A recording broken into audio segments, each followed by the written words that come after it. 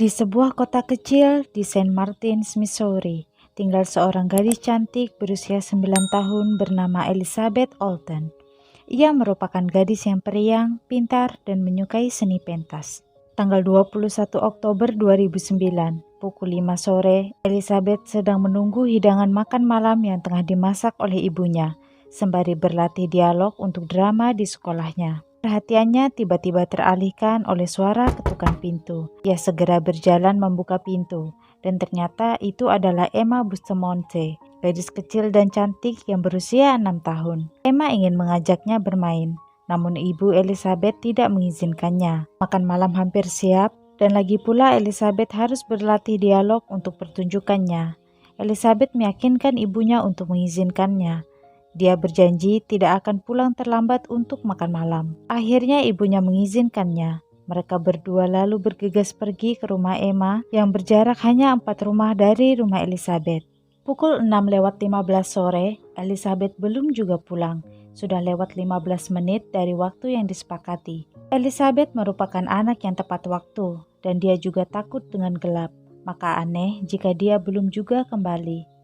Ibunya kemudian menelpon nenek Emma, yang juga tinggal bersama Emma. Nenek mengatakan dia tidak melihat Elizabeth, bahkan dia tidak tahu kalau Emma pergi ke rumah Elizabeth untuk mengajaknya bermain. Tak mendapatkan jawaban yang sesuai dengan yang diharapkan, ibu Elizabeth segera menelpon polisi. Pukul 6:30, polisi tiba dan mulai menyisir jalan yang mungkin dilalui Elizabeth. Mereka juga pergi ke kediaman keluarga Emma.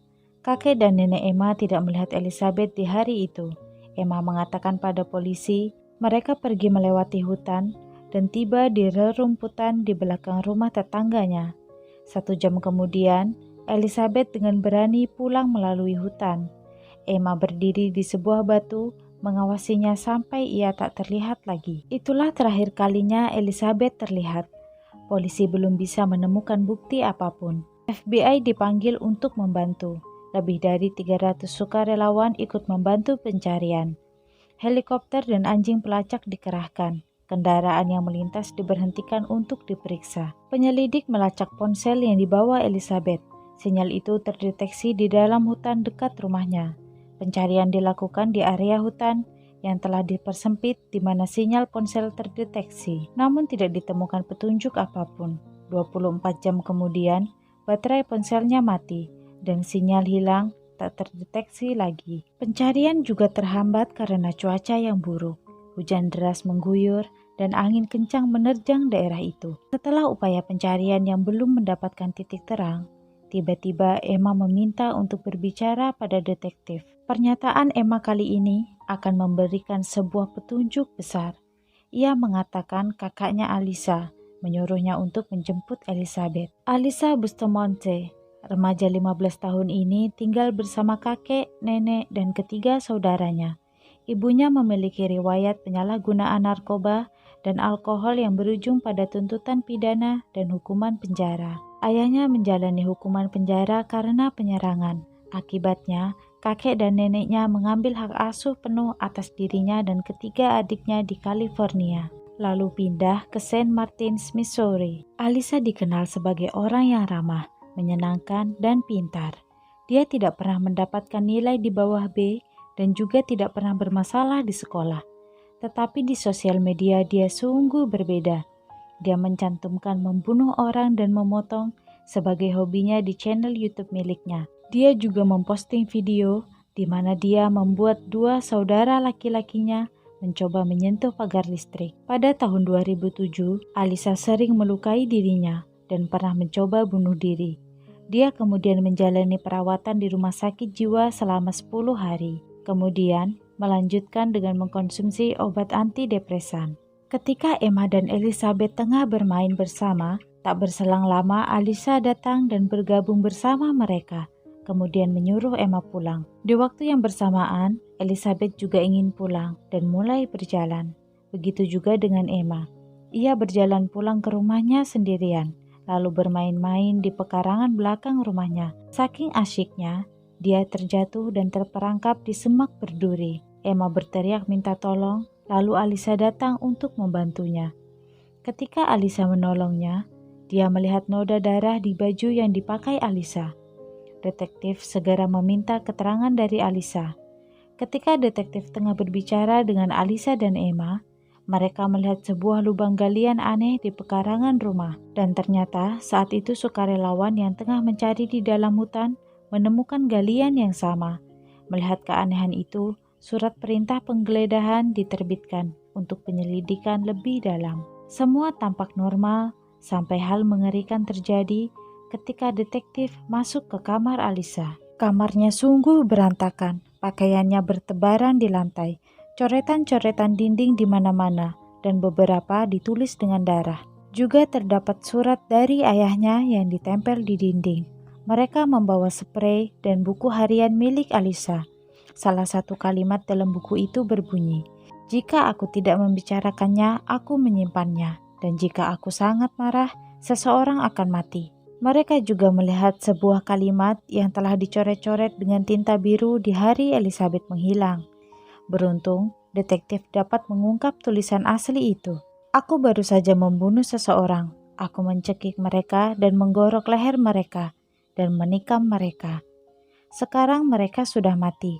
Aku tidak tahu bagaimana rasanya saat itu. Itu luar biasa. Segera setelah kau mengatasi perasaan, ya Tuhan, aku tidak bisa melakukan ini. Itu cukup menyenangkan. Aku agak gugup dan gemetar sekarang. Oke, aku harus pergi ke gereja sekarang. LOL." Alisa dibawa untuk interogasi. Ditemani neneknya, dia duduk di sebuah ruangan. Sersan David Rice masuk ke ruangan dan memberikan pertanyaan pada Alisa. Dia mengaku menggali lubang-lubang itu untuk mengubur hewan-hewan yang mati karena dia menyukai hal itu. Pertanyaan demi pertanyaan diajukan. Pada akhirnya, remaja itu mengakui kalau dia bersama Elizabeth di sore itu. Mereka tengah berjalan-jalan dan bermain-main di hutan. Lalu Elizabeth terjatuh dan kepalanya terbentur dan meninggal. Dia tidak tahu harus berbuat apa. Jadi dia mengambil ranting kayu, menyalakan korek, dan membakar tubuhnya. Lalu membuangnya ke sungai. Sersan David tak mudah percaya.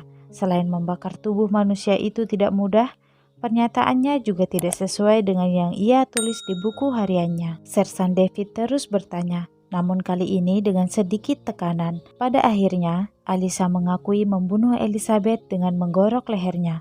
Neneknya terkejut dan menangis tidak percaya akan perbuatan cucunya yang telah ia rawat dan besarkan dengan cinta yang tulus. Alisa juga menangis setelah pengakuan itu. Alisa membawa pisau dapur yang ia simpan di sakunya, menuntun Elizabeth ke dalam hutan. Dia lalu mencekiknya dengan dua tangan. Saat Elizabeth telah kehabisan nafas, dia menggorok lehernya dan menikamnya di area dada. Lalu dia menyeret tubuh Elizabeth ke dalam lubang yang ia gali 5 hari sebelumnya dan menguburnya di sana, lalu menutupi tanahnya dengan dedaunan kering. Alisa bersedia membawa para polisi ke lubang galian di mana Elizabeth dikubur. Pacar Alisa juga sempat dibawa untuk diinterogasi, guna mengetahui apakah ia tahu atau membantu Alisa dalam menjalankan rencananya. Dia kemudian dibebaskan setelah terbukti tidak terlibat. Alisa merupakan satu-satunya pelaku. Beberapa profesional kesehatan mental melihat Alisa memiliki gangguan depresi berat dan gangguan kepribadian ambang atau tidak stabil secara emosional. Pada 17 November 2009, dia didakwa atas pembunuhan tingkat pertama dan tindakan kriminal bersenjata. Pada Januari 2012, dia mengajukan pembelaan lebih ringan. Beberapa minggu kemudian, dia dijatuhi hukuman penjara seumur hidup dan kemungkinan pembebasan bersyarat pada tahun 2024 dan hukuman 30 tahun berturut-turut. Terus dukung channel ini dengan klik subscribe dan aktifkan loncengnya. Terima kasih.